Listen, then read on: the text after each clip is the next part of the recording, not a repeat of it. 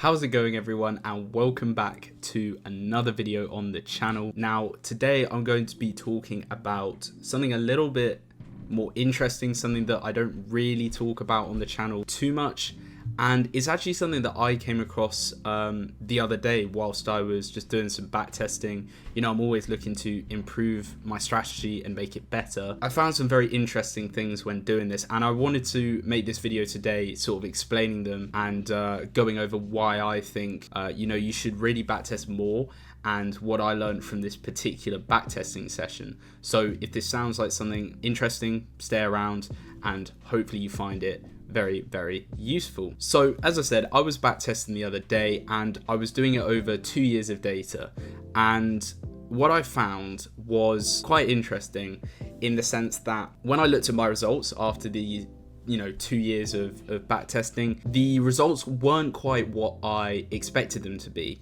and not necessarily in a bad way, but compared to maybe my live results, they weren't reflecting a similar pattern of results. And there were a few reasons, I guess, for this. And I think the first reason was, in previous, when I've been backtesting, it hasn't always been maybe exactly how I would trade the live markets. And although I was using the same strategy, it's very interesting to see that when you don't trade it exactly the same, the results that you get from your backtesting are so drastically different from your live results and your journaling. So what I mean to say by this is, although you may be backtesting the same strategy, you want to be careful, because if you don't trade exactly like how you do in the live markets, whether that's scales in, whether that's changing your SL, your TP, whatever bad psychology leads you to making mistakes, whatever they lead you to, if you don't do that in your backtesting, your results will be very different, and it will be very hard to recognize areas that you need to improve. Now, the next thing in my backtesting that I have looked at in the past but maybe hadn't paid enough attention to was my losing streaks.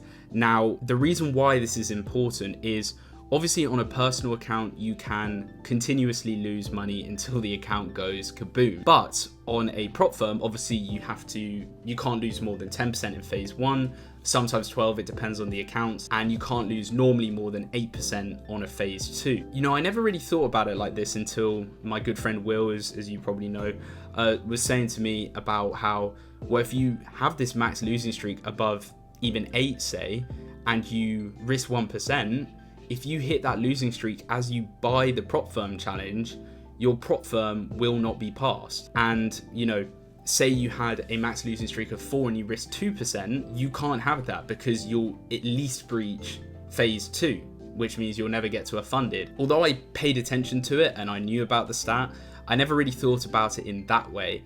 And so it's actually really made me want to reduce this losing streak over 2 years as much as possible. Because when I did it, it was not terrible, but it was too high for what I considered to be a safe sort of losing streak. The odd loss streak here and there of maybe a max of 4 is fine, because if you risk 1% on, and you go through a 4 losing streak, you're not going to blow phase 1 or phase 2. But if you have like a 10, as I say, you may blow phase 1 and you definitely will blow phase 2 if you encounter the losing streak at the start of those challenges. It's really, really important to know a stat like that, and not just know it, but know it very well and work on trying to reduce it. And the point of this video, I guess, is what I'm trying to make, is really pay attention to the fine details, because there's a beauty in that. And if you don't pay attention to those minute details, it can really lead to bigger issues that you might not even be aware of. I knew about it, but the more you think about it, the more it suddenly, you're like, oh my gosh, yeah, like, why didn't I think of it like that? You can have a max loss streak, but if it isn't under that certain amount and you're going for prop firms and you hit that losing streak, it's gonna cause a lot of issues. Now, another stat that was unveiled from this backtesting was the particular times. Now, a lot of I only trade London session, right? That is pretty much all I trade. I sometimes trade New York, but most of the time it's in London.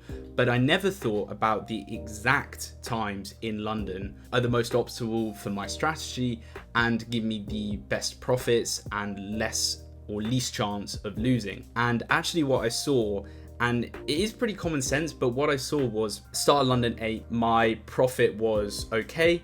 And as we got closer to 10 o'clock UK time in the morning, that was where my trading was at its best. I had the most profit, biggest win rate, things like that. And then after 10, it started to trail off. And obviously that makes sense because New York is coming in. Ultimately, what was interesting there was, okay, so I know that really anything after 10, although I could make profit, my losses start to creep up. My chance of winning starts to decrease. So maybe I want to look at only trading between 8 and 10 within, London session. And again, it's these tiny details that I've started to realize really make a ton of difference. And obviously, as I said, I've backtested my strategy before and I know how it is. So yeah, ultimately what I want you to take from this video is most of us have backtested our strategy, I hope. Have you really looked at the details? And there are far more details that I could talk about in this video, but I don't want it to be too long because I know this isn't the most interesting topic of trading.